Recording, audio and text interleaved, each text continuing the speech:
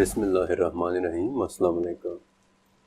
سورہ کہف کی آیت 60 سے ایک واقعہ شروع ہوتا ہے۔ جتنا اس واقعے کے اندر پیش آنے والی باتیں پراسرار ہیں، اتنا ہی اس واقعے میں شامل افراد اور اتنی ہی اس واقعے میں بتائی گئی جگہیں، اور یہ وہ واقعہ ہے جس کے متعلق علماء بھی کہتے ہیں کہ یہ واقعہ قرآنی واقعات کے منفرد ترین واقعات میں سے ایک ہے۔ حضرت موسیٰ علیہ السلام کا ایک شخص سے ملاقات کا واقعہ، وہ شخص کے جنہیں قرآن پاک میں نام نہیں دیا گیا،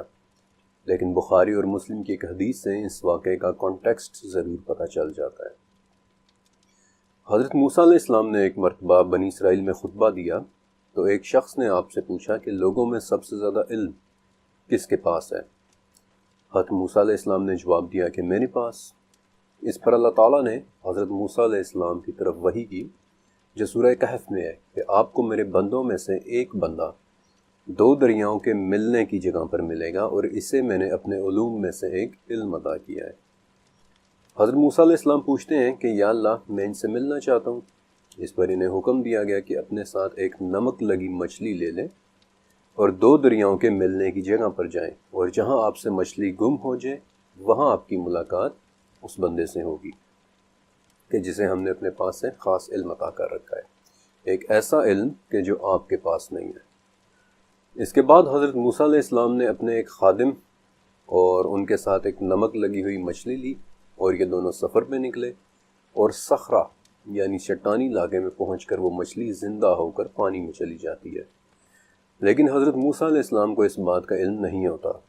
اور جب آگے جا کر انہیں پتہ چلتا ہے کہ مچھلی تو پہلے ہی کہیں کھو گئی ہیں، تو وہ اپنے قدموں کے نشان دیکھتے دیکھتے واپس جاتے ہیں، اور پھر وہاں دو دریاؤں کے ملنے کی جگہ پر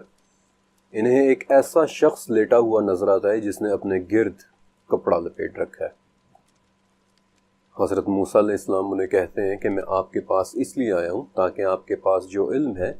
آپ مجھے بھی وہ سکھا دیں، لیکن وہ شخص کہتے ہیں کہ آپ میرے ساتھ صبر نہیں کر سکیں گے، اور آپ اس بات پر صبر کر بھی کیسے سکتے ہیں کہ جو آپ کے علم کے دائرے سے باہر کی بات ہے۔ لیکن حضرت موسیٰ علیہ السلام اصرار کرتے ہیں، اور پھر ان دونوں کا یہ سفر شروع ہوتا ہے۔ اب یہاں سے آگے کے واقعات آپ نے خود بھی سورہ کہف میں پڑھ رکھے ہوں گے، لیکن ذرا پچھلے دو پیراگرافز کو دوبارہ ذہن میں لائیے۔ آپ نے کچھ نوٹس کیا کہ سوائے حضرت موسیٰ علیہ السلام کے نام کے اس پورے واقعے میں کسی ایک بھی جگہ، فرد، وقت یا اس علم کا کہ جو اس شخص کے پاس تھا بالکل بھی نام لے کر ذکر نہیں کیا گیا، اور اس کی ایک وجہ سمجھ میں آتی ہے، لیکن اس وجہ کے بارے میں بتانے سے پہلے میں آپ کو اس شخص کے بارے میں بتانا چاہتا ہوں جنہیں حضرت موسیٰ علیہ السلام نے دو دریاؤں کے ملنے کی جگہ جا کر دیکھا تھا۔ حضرت ابن عباس رضی اللہ تعالیٰ عنہ کے مطابق وہ شخص حضرت خضر علیہ السلام تھے۔ ابن عباس یہ وہ صحابی ہیں جن کے قرآن سمجھنے کی صلاحیت کے حوالے سے آپ صلی اللہ علیہ وآلہ وسلم نے بذات خود دعا کی تھی کہ اے اللہ، ابن عباس کو حکمت اور تفسیر کا علم عطا فرما۔ خضر علیہ السلام ایک نبی تھے یا ولی ہم نہیں جانتے، ایون کہ یہاں تک بھی کنفرم نہیں ہے کہ وہ انسان تھے یا بقول کچھ علماء کے ایک فرشتہ تھے۔ آپ صلی اللہ علیہ وآلہ وسلم نے فرمایا کہ خضر کا نام خضر اس لیے ہوا کہ وہ ایک خشک زمین پر بیٹھے، لیکن جو ہی وہ وہاں سے اٹھے وہ جگہ سبزے کے ساتھ لہلہانے لگی تھی۔ آگے چل کر میں آپ کو ان کے متعلق کچھ اور بھی حیرت انگیز باتیں بتاؤں گا، لیکن ابھی بات کرتے ہیں اس پورے واقعے کو شروع کرنے والی نشانی کی، ایک نمک لگی ہوئی مچھلی کا اس مخصوص چٹان پر زندہ ہونا کیسے؟ آپ کہہ سکتے ہیں کہ یہ ایک معجزہ تھا،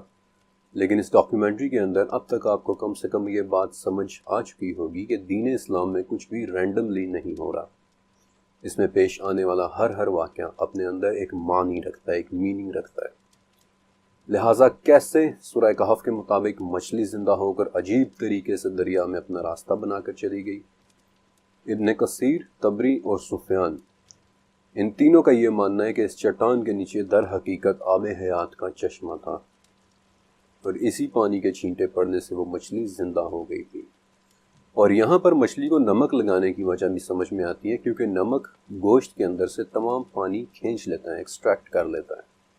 جسے مکمل طور پر ڈی ہائیڈریٹ کر دیتا ہے، یعنی کہ ٹیکنیکلی اس مچھلی کے زندہ ہونے کے چانسز تھے ہی نہیں، وہ بالکل خشک ہو چکی ہوگی، سوکھ چکی ہوگی، مگر آب حیات کے چھینٹے پڑنے کی وجہ سے وہ زندہ ہوئی اور عجیب طریقے سے پانی میں راستہ بنا کر چلی گئی، اور اسی بات نے نشانی بننا تھا۔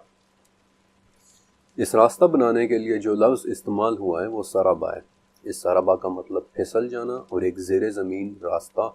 یا ایک سرنگ بھی ہوتا ہے۔ انفیکٹ یہیں سے لفظ انسرب بھی نکلتا ہے، جس کا معنی ہے کسی کے چھپ کر بیٹھنے کی جگہ۔ کیا یہ چٹانوں کے نیچے چھپا ہوا کوئی مکان تھا؟ اس لفظ کو دیکھتے ہوئے تو ایسا ہی لگتا ہے، لیکن ذرا آب حیات کی طرف واپس آئیں۔ پہلا سوال کہ کیا آب حیات ایک سچ ہے؟ بخاری اور مسلم دونوں میں ایک حدیث ہے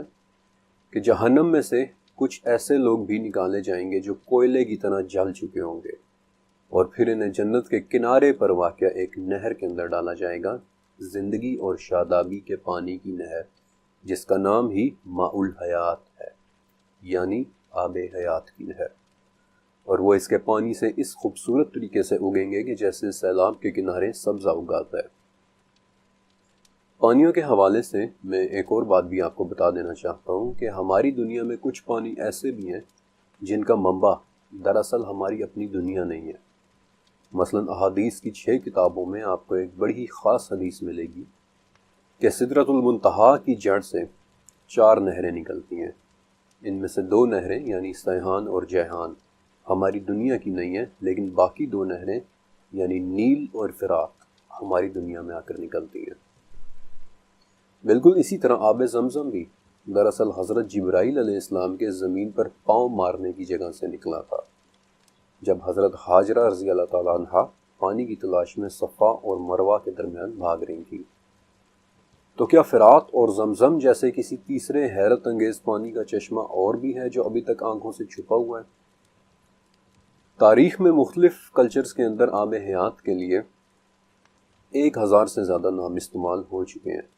اس کی خصوصیات میں عمر بڑھنے کو آہستہ کرنا اور زخموں کو بھر دینا شامل ہے،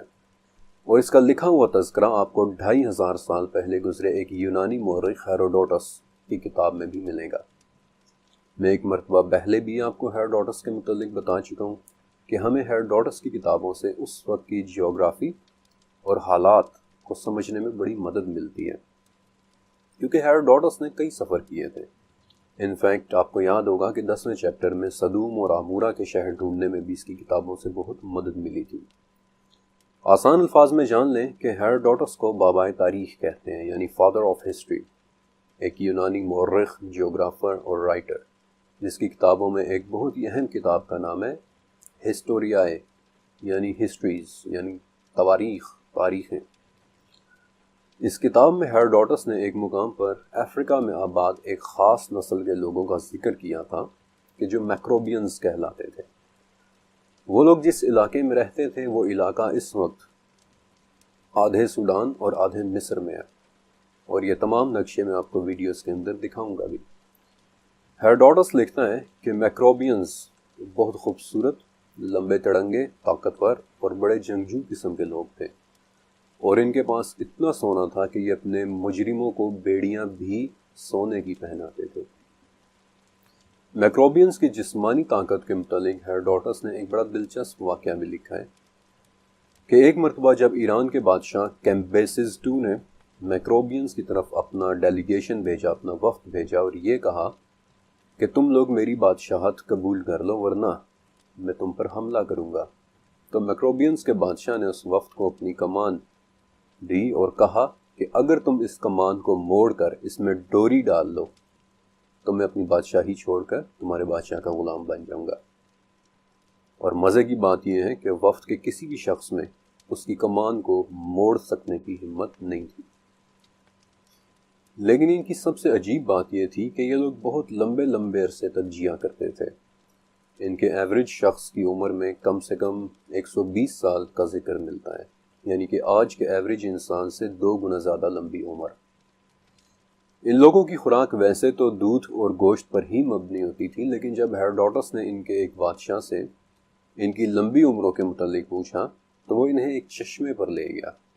جہاں کچھ لوگ اپنا جسم دھو رہے تھے، اور ان کا جسم ایسے چمک رہا تھا جیسے وہ پانی کے بجائے تیل سے نہا رہے ہوں۔ ہیروڈوٹس کہتا ہے کہ اس وقت ان لوگوں کے جسموں سے بنفشی پھولوں یعنی وائلٹ فلاورز کی خوشبو آ رہی تھی۔ وہ پانی ایسا عجیب پانی تھا کہ اس میں کچھ بھی تیرتا نہیں تھا، نہ کوئی لکڑی نہ ہی کوئی اور شے، بلکہ سبھی کچھ اس کی تہہ میں چلا جاتا تھا۔ آب حیات کے متعلق ایک اور قابل ذکر واقعہ آج سے 2200 سال پہلے کے چائنا میں بھی ملتا ہے۔ چائنا پر اس وقت قین ڈائنیسٹی کی بادشاہی تھی، وہی قین ڈائنیسٹی جس کے نام پر آج چین کا نام بھی چینی ہے، کیونکہ یہ وہ شخص تھا جس نے پہلی مرتبہ چائنا کو متحد کیا تھا۔ اس بادشاہ چین نے بھی آب حیات کی تلاش میں اس کے چشمے کے متعلق اس کی باتیں سن رکھی تھی، لہٰذا اس نے آب حیات کی تلاش میں 500 مردوں اور 500 عورتوں کا ایک ایکسپیڈیشن روانہ کیا۔ لیکن اتنے بڑے سکیل پر تلاش کے لیے وہ لوگ کافی نہیں تھے، لہٰذا اس نے ایک بار پھر سے 3000 مردوں اور عورتوں کا ایک سیکنڈ ایکسپیڈیشن بھیجا، لیکن اس سیکنڈ ایکسپیڈیشن میں سے بھی کوئی واپس نہیں آیا۔ بہرحال یہی وہ ایکسپیڈیشن تھا جس میں بیسیکلی پھر جاپان دریافت ہوا تھا۔ 15ویں سے 18ویں صدی کا دور ایج آف ایکسپلوریشن یعنی دریافتوں کا دور کہلاتا ہے۔ اس ٹائم پیریڈ کا ایک اور نام بادبانوں کا دور بھی ہے، کیونکہ یہ وہ وقت تھا کہ جب اسپین، پرتگال، ڈچ، فرینچ اور انگلش لوگ سمندروں میں اپنے بحری جہازوں کی پوری فلیٹس لیے نئی دنیایں دریافت کر رہے تھے، دنیا کو کالونائز کر رہے تھے۔ 1492 میں اسپین کا ایک شخص تھا جسے اس کی ملکہ نے سمندر کے راستے انڈیا ڈھونڈنے کے لیے بھیجا تاکہ وہ ان کے لیے ریشم اور مسالے لے کر آئے، لیکن وہی شخص بعد میں غلطی سے امریکہ پہنچ گیا، حالانکہ وہ وہاں پہنچ کر بھی یہی سوچتا رہا کہ شاید میں انڈیا میں پہنچ گیا ہوں۔ اس شخص کے نام سے آج آپ سبھی واقف ہوں گے، کرسٹوفر کولمبس، اور امریکہ کے مقامی لوگوں کا نام بھی ریڈ انڈینز اسی لیے ہے کیونکہ کولمبس آخری دم تک یہی سمجھتا رہا تھا کہ وہ انڈیا میں ہے۔ لیکن ملکہ ایزابیلا نے کولمبس کے بعد ایک اور ایکسپیڈیشن بھی بھیجا تھا جس کے متعلق زیادہ لوگ نہیں جانتے۔ اس مہم کو 1512 میں کیریبین کے جزائر کی طرف بھیجا گیا تھا اور اسے لیڈ کرنے والے شخص کا نام پونسے ڈے لیون تھا۔ اس ایکسپیڈیشن کی وجہ کولمبس کی کچھ رپورٹس تھیں جو اس نے ملکہ ایزابیلا کو بھیجی تھی، اور ان رپورٹس کے اندر اس نے لکھا تھا کہ میں نے کیریبین بہاماس کے علاقے میں ایک دلدلی علاقے کے متعلق سنا ہے جو 6 کلومیٹر لمبا ہے۔ اس علاقے کے شمال میں ایک ایسا تالاب ہے کہ جو ہائی ٹائیڈ یعنی مد کے دوران بھر جاتا ہے اور لو ٹائیڈ یعنی جزر کے وقت اس میں کچھ پانی بچ جاتا ہے، اور ہمیں رپورٹس ملی ہیں کہ اس تالاب کا پانی زخموں کو ٹھیک کر دیتا ہے۔ کولمبس کی ان رپورٹ سے متاثر ہو کر ملکہ ایزابیلا نے پونسے ڈے لیون کو کریبین کے جزائر میں بھیجا، جہاں وہ اگلے 8 سال تک آب حیات کے چشمے کی تلاش کرتا رہا۔ اور اس جنون کے پیچھے دراصل ایک حقیقی وجہ تھی بھی، اور وہ وجہ یہ تھی کہ کولمبس جس تالاب کا ذکر کر رہا تھا اس کی دیواریں لائم سٹون یعنی چونے کے پتھر سے بنی ہوئی تھی، جس کا مطلب یہ ہے کہ اس پانی میں یقیناً بے انتہا کیلشیم اور میگنیشیم رہا ہوگا کہ جو انسانی جلد کی ہیلنگ کے لیے بہت مدد دیتا ہے، اور نمکیات سے بھرے اس قسم کے تالاب میں نہانے پر انسان کی جلد نیچرلی پہلے سے زیادہ فریش اور خوبصورت محسوس ہوتی ہوگی۔ اور ایسے ہی کسی تالاب کی داستان سے متاثر ہو کر پونسے ڈے لیون اگلے 8 سال تک فاؤنٹین آف یوتھ کی تلاش میں کریبینز کے جنگل کھنگالتا رہا، بلکہ اگر آپ میں سے کسی نے پائریٹس آف دی کریبین کا 4تھا پارٹ دیکھا ہے تو اس میں پونسے ڈے لیون کے اسی فاؤنٹین آف یوتھ کا کانسیپٹ موجود ہے۔ آب حیات کے متعلق نسبتاً ایک عجیب و غریب ریفرنس 338 عیسوی میں لکھی ایک کتاب الیگزینڈرز رومانس میں ملتا ہے۔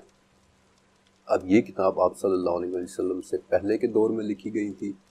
اور اس کی اوریجنل لکھائی تو گریک زبان میں ہوئی یعنی یونانی زبان میں، لیکن بعد میں اس کے مختلف تراجم بھی ہوئے۔ اس کتاب کے نام میں موجود لفظ رومانس دراصل رومانٹک والا رومانس نہیں، بلکہ 16ویں صدی کی انگلش میں رومانس روزمرہ کے کاموں کو کہتے تھے۔ اس کتاب کے اندر الیگزینڈر یعنی سکندر اعظم، جسے آدھی دنیا کا فاتح سمجھا جاتا ہے، وہ خضر نام کے ایک شخص سے ملتا ہے جو آب حیات میں ایک مچھلی ڈال کر اسے دکھاتے ہیں کہ وہ زندہ ہو جائے گی۔ اس واقعے کے اندر کتنی صداقت ہے آئی ڈونٹ نو، مجھے نہیں پتا، لیکن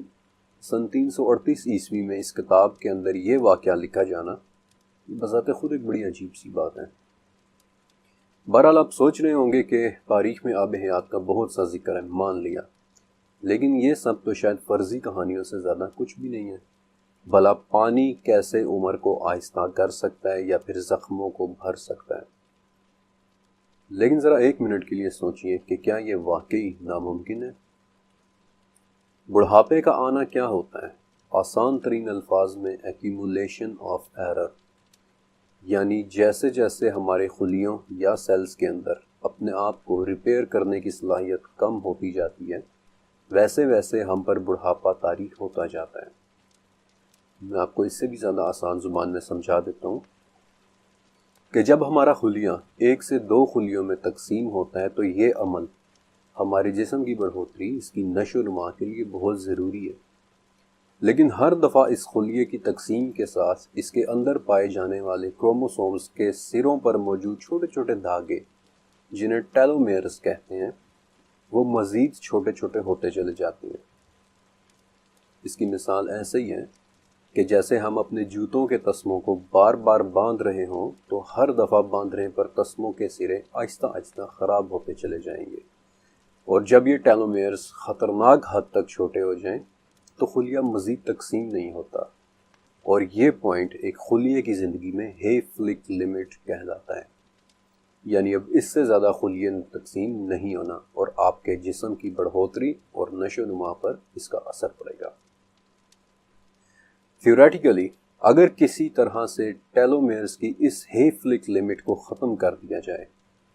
تو ہمارا یہ خلیہ، ہمارا یہ سیل ہمیشہ تقسیم ہوتا رہے گا، یعنی عام الفاظ میں ایک بہت بہت لمبی عمر۔ اب سوال یہ ہے کہ ٹیلومیرز کے اس نقصان کو کس طرح سے دور کیا جا سکتا ہے؟ تو اس کا جواب ہمارے جینز میں ہے۔ اگر آپ ایک بہت بوڑھے اور ایک بالکل نوجوان شخص کے جینز کو آپس میں ایک دوسرے کے ساتھ کمپیئر کریں تو آپ یہ دیکھیں گے کہ ٹیلومیرز کا یہ نقصان سب سے زیادہ 60 قسم کے جینز میں فوکس کر رہا ہے، لیکن کچھ جینز ایسے بھی ہیں جو اس نقصان کو کم کرنے کی کوشش میں مگن ہوتے ہیں، اور ایسے ہی ایک جین کا نام SIR2 یعنی سائلنٹ انفارمیشن ریگولیٹر 2 ہے۔ جب ایک ایکسپیریمنٹ کے دوران خمیر یعنی ییسٹ کے ایک خلیے میں اس جین کی ایکسٹرا کاپیز ڈالی گئیں تو خمیر کی ایوریج عمر 1 ہفتے سے بڑھ کر 1.5 ہفتہ ہو گئی تھی، اور جب اسی خلیے میں سے اس جین کو مکمل طور پر ڈیلیٹ کر دیا گیا تو وہ 1 ہفتے کے بجائے صرف 5 دن تک زندہ رہ سکا تھا۔ اب یہ تمام انفارمیشن واقعی بڑی لاجواب ہے، لیکن مجھے اندازہ ہے کہ عام میں سے سبھی لوگ اتنی ٹیکنیکل گفتگو کو پسند نہیں کرتے، اس لیے میں مزید ٹیکنیکل ریسرچ کے بارے میں نہیں بتا رہا، لیکن چند عجیب اور حیران کن باتیں میں آپ کے ساتھ ضرور شیئر کرنا چاہتا ہوں کہ یہ ساری ٹیکنالوجی جینیٹک ریپیئر میکانزم کہلاتی ہے، اور ابھی ہمارے پاس اس لیول کی ٹیکنالوجی نہیں آئی کہ جو ہمارے جسم کے تمام خلیوں میں ہوئے ڈیمیج کو ریپیئر کر دے۔ البتہ ہمارے پاس کچھ ٹیکنالوجیز واقعی ایسی ہیں کہ جو بذات خود کسی حیرت کدے سے کم نہیں ہے۔ آپ سب نے اکثر پاکستان میں گرمیوں کے موسم میں چھپکلیاں نکلتے دیکھی ہوں گی اور کئی مرتبہ انہیں مارا بھی ہوگا،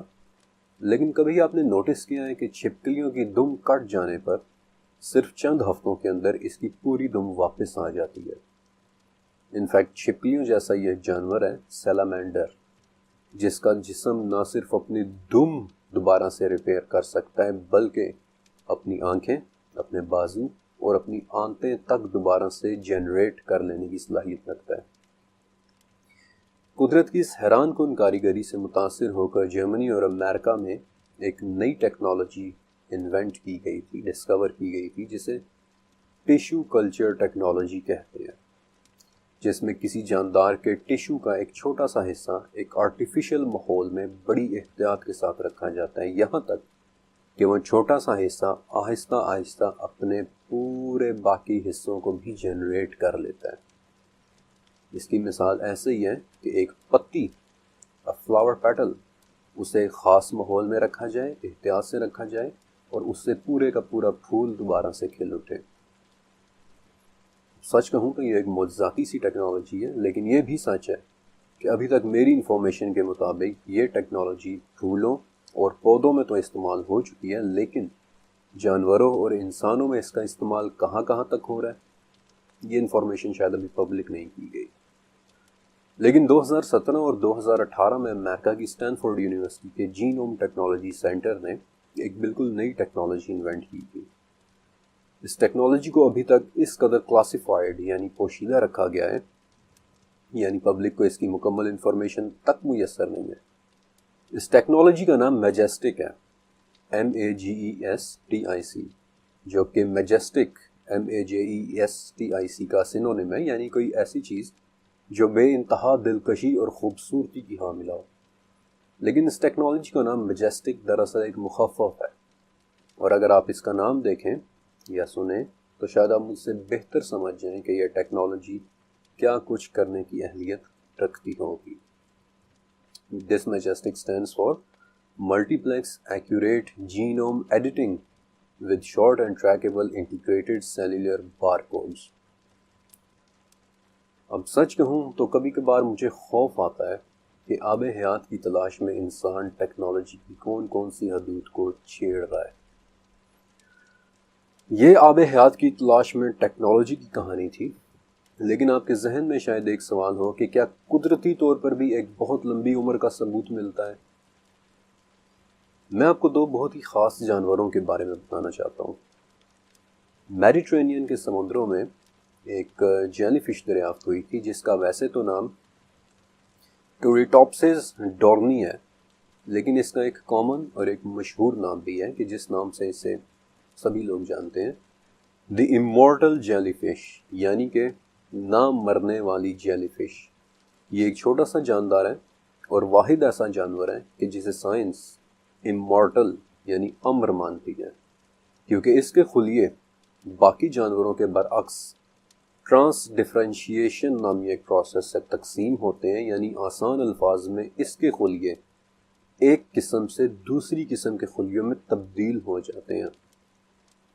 اور اس طرح سے اس کے ٹیلومیرز یا اس کے تسمے ڈیمیج نہیں ہو پاتے، جس کا نتیجہ یہ نکلتا ہے کہ یہ بوڑھی ہی نہیں آتی۔ اور دوسرا جانور ہے شارک۔ شارک وہ واحد جانور ہے کہ جو ہر ایک بیماری سے مستثنیٰ ہے، امیون ہے۔ اس پر نہ ہی کسی وائرس کا اثر ہوتا ہے اور نہ ہی کسی بیماری کا، یہاں تک کہ شارک کینسر سے بھی امیون ہوتی ہے۔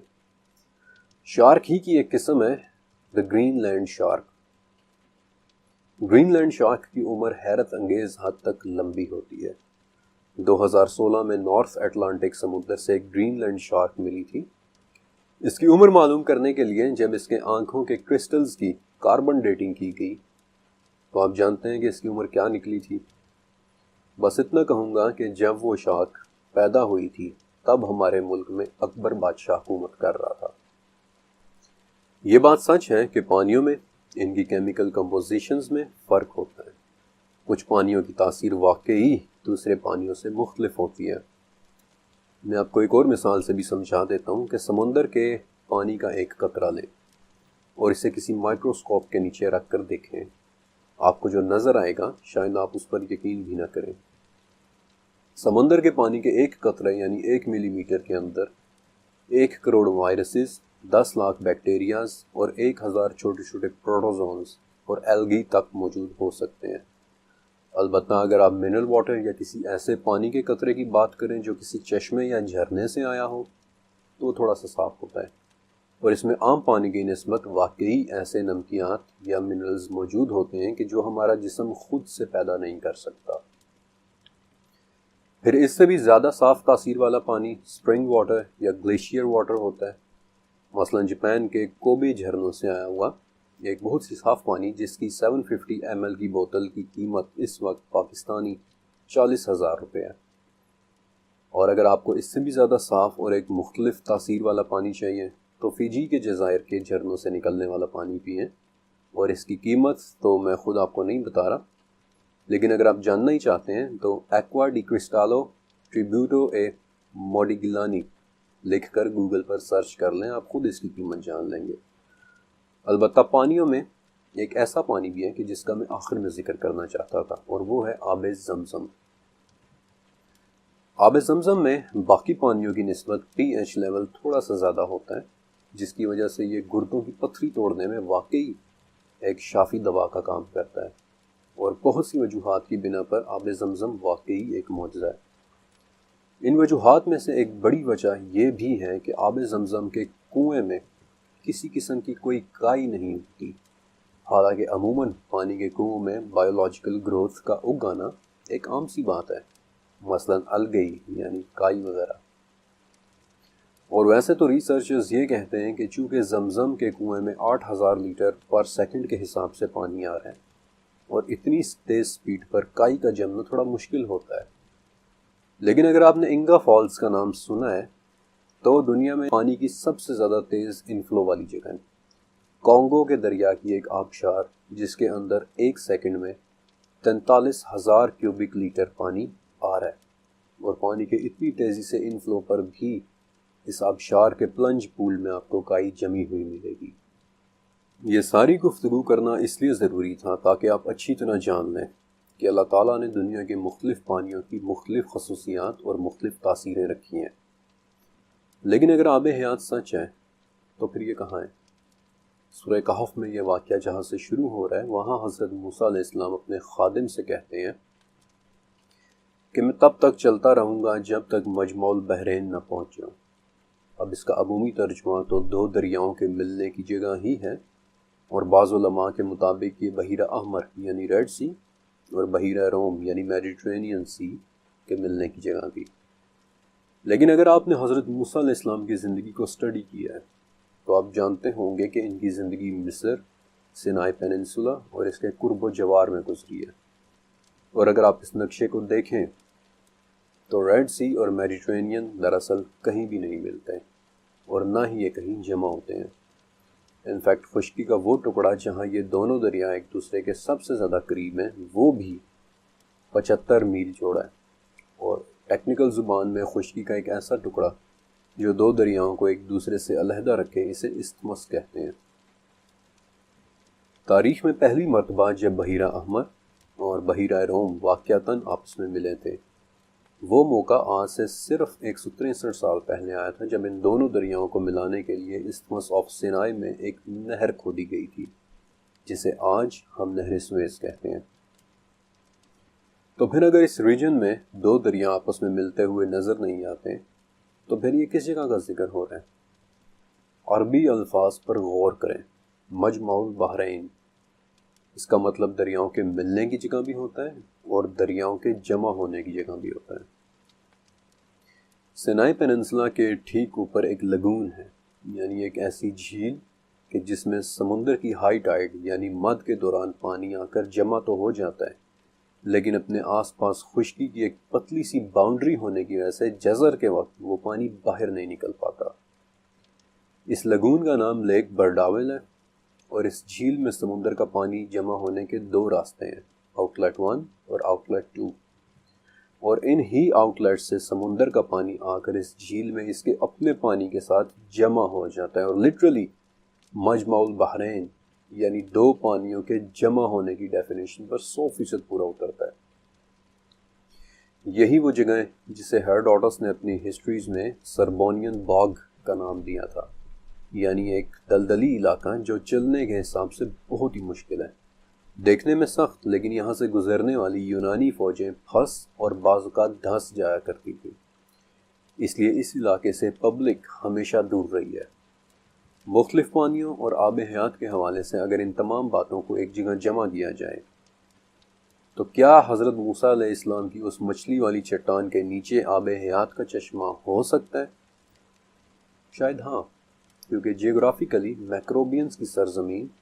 اور اس واقعے میں پیش آنے والی جگہیں تقریباً ایک ہی جیسی ہیں۔ لیکن اگر وہاں واقعی آب حیات موجود تھا تو پھر صاف صاف بتا کیوں نہیں دیا گیا؟ اس کا جواب الٹا میں آپ سے ایک سوال کی صورت میں کرنا چاہتا ہوں کہ اگر میں آپ کو بتاؤں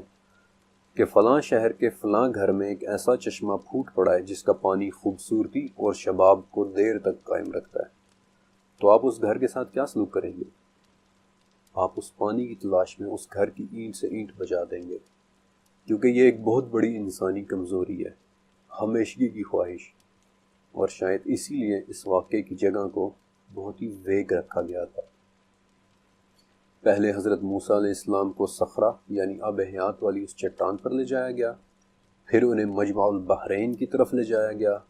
پھر انہیں واپس صخرہ تک لایا گیا۔ یعنی آپ کہیں بھی اس واقعے میں موجود کوآرڈینیٹس اور ڈائریکشنز کو ٹریک کر ہی نہیں سکتے، اور میں بھی آپ کو صرف مجمع البحرین دکھا سکتا ہوں، لیکن ایگزیکٹلی وہ چٹان کون سی ہے یہ شاید کوئی کبھی نہ جان سکے۔ رہی آب حیات کی بات، تو شاید آج بھی وہ مجمع البحرین کے قریب کسی چٹان کے نیچے آنکھوں سے چھپا ہوا ہے، جس کے گرد موجود دلدلوں کی وجہ سے کوئی گم کر بھی اس تک نہیں پہنچ سکتا۔ لیکن وہاں بیٹھے حضرت خضر علیہ السلام، ان کے بیٹھنے کی جگہ کا سبز ہو جانا، آب حیات کی نہر کے کنارے سے ان لوگوں کا سبزے کی طرح اگانا، شاید یہ تمام باتیں کہیں نہ کہیں آپس میں کنیکٹ ضرور ہو رہی ہیں۔ اس دنیا اور اس دنیا سے باہر ہمارے رب ذوالجلال کی ایسی ایسی نشانیاں موجود ہیں کہ ہر دفعہ ان کی طرف دیکھنا ہمیں مبہوت کر دیتا ہے۔ مثلا جولائی 2011 ہماری دنیا سے 12 ارب لائٹ ایئرز کے فاصلے پر پانی دریافت ہوا تھا، جو بالکل ہمارے ہی پانی یعنی H2O جیسا تھا، بس ایک معمولی سے فرق کے ساتھ، اور وہ یہ کہ اس پانی کی مقدار ہماری پوری دنیا میں موجود سمندروں کے پانی سے 140 کھرب گنا زیادہ تھی۔ خدا جانے اس عظیم الشان پانی کے ذخیرے میں کیا تاثیریں ہوں گی، اور شاید اس سے بھی اہم بات، اللہ جانتا ہے کہ اس پانی میں رب ذوالجلال کی کون کون سی مخلوقات تیر رہی ہوں گی۔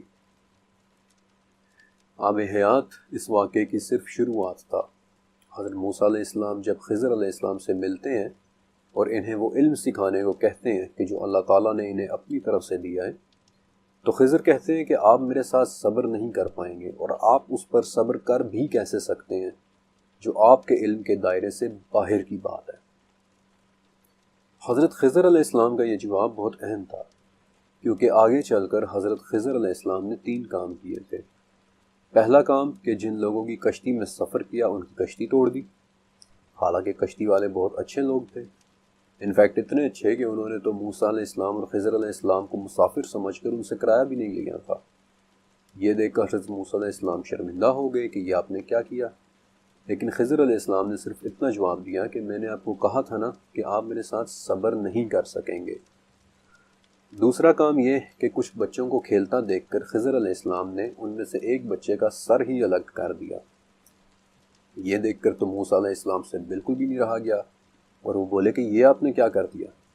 لیکن خضر علیہ السلام نے غصے سے جواب دیا کہ میں نے آپ کو کہا بھی تھا کہ آپ میرے ساتھ صبر نہیں کر سکیں گے۔ اور تیسرا کام یہ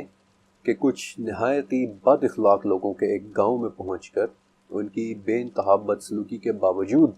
ان کے گاؤں میں موجود ایک دیوار کے جو گرنے ہی والی تھی اسے بغیر کسی معاوضے کے ٹھیک کر دیا۔ اور جب حضرت موسیٰ علیہ السلام اس پر بھی تل ملا اٹھے کہ آپ نے اتنے بد اخلاق لوگوں کے ساتھ اتنے اخلاق کا مظاہرہ کیوں کیا، تو اس پر حضرت خضر علیہ السلام نے کہا کہ بس یہاں سے آگے اب ہم ساتھ نہیں رہ سکتے۔ اور پھر حضرت خضر علیہ السلام نے حضرت موسیٰ علیہ السلام کو ان تینوں باتوں کے کرنے کی وجہ بتائی، وہ وجوہات جنہوں نے مستقبل میں ہونا تھا۔ مثلا کشتی کو اس لیے توڑا کیونکہ آگے اسے ایک بادشاہ نے پکڑ لینا تھا، بچے کو اس لیے مارا کیونکہ اس نے اپنے ماں باپ کے لیے آگے چل کر ایک فتنہ بن جانا تھا، اور دیوار کو اس لیے ٹھیک کیا کیونکہ اس دیوار کے نیچے ایک ایماندار شخص کی اولاد کی دولت چھپی ہوئی تھی جسے انہوں نے آگے چل کر استعمال کرنا تھا۔ بلکہ اس پر آپ صلی اللہ علیہ وسلم نے بھی کہا تھا کہ اللہ تعالیٰ حضرت موسیٰ علیہ السلام پر رحم کرے، کاش وہ تھوڑا سا اور صبر کر لیتے تو اور کیا کیا واقعات دیکھ لیتے۔ اب ایک سوال جو تقریباً ہر ذہن میں آتا ہے کہ حضرت خضر علیہ السلام کو اللہ تعالیٰ نے ایسا کون سا علم عطا کیا تھا کہ جسے قرآن پاک میں ہمارے علوم میں سے ایک علم کہا گیا ہے۔ آپ کو پتہ ہے کہ جب حضرت موسیٰ علیہ السلام نے خضر علیہ السلام نے سے ان کا علم سیکھنے کے بارے میں درخواست کی تھی، اور جب یہ دونوں کشتی میں بیٹھے ہوئے تھے تو اس وقت ایک پرندہ آیا تھا، اور اس نے پانی میں چونچ ڈال کر اپنے منہ میں پانی بھرا تھا اور اڑ گیا تھا۔ اس پر خضر علیہ السلام نے موسیٰ علیہ السلام سے کہا تھا کہ جو علم مجھے اور آپ کو عطا کیا گیا ہے وہ اللہ کے علم کے مقابلے میں ایسا ہی ہے جیسے اس پرندے کی چونچ کا پانی اور یہ سمندر۔ سچ کہوں تو اللہ تعالیٰ کے علم کے بارے میں سوچتے ہوئے اب مجھے اندازہ ہو رہا ہے کہ جب اللہ تعالیٰ اپنے علم سے کوئی حکم صادر کرتے ہیں تو فرشتوں کے دلوں پر گھبراہٹ کیوں طاری ہو جاتی ہے، کیونکہ اللہ رب العزت کے علم اور مرتبے کے سامنے اپنی اوقات کا احساس واقعتاً گھبراہٹ طاری کر دیتا ہے۔ حضرت خضر علیہ السلام کے پاس ایگزیکٹلی وہ کون سا علم تھا یہ شاید ہم کبھی بھی نہ جان سکے۔ اگر وہ وحی تھی تو حضرت موسیٰ علیہ السلام خود بھی پیغمبر تھے، وحی تو ان کے پاس بھی آتی تھی، بلکہ وحی کیا، حضرت موسیٰ علیہ السلام پر تو پوری کی پوری توریت نازل ہوئی تھی، بلکہ توریت بھی کیا، موسیٰ علیہ السلام تو وہ ہستی ہیں کہ جن کے ساتھ اللہ تعالیٰ نے بذات خود کلام کیا ہے۔ تو پھر ایسا کون سا علم تھا جس کے ذریعے خضر علیہ السلام یہ دیکھ لیتے تھے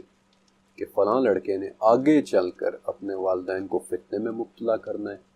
یا پھر فلاں بادشاہ نے آگے چل کر کشتی کو ضبط کر لینا ہے،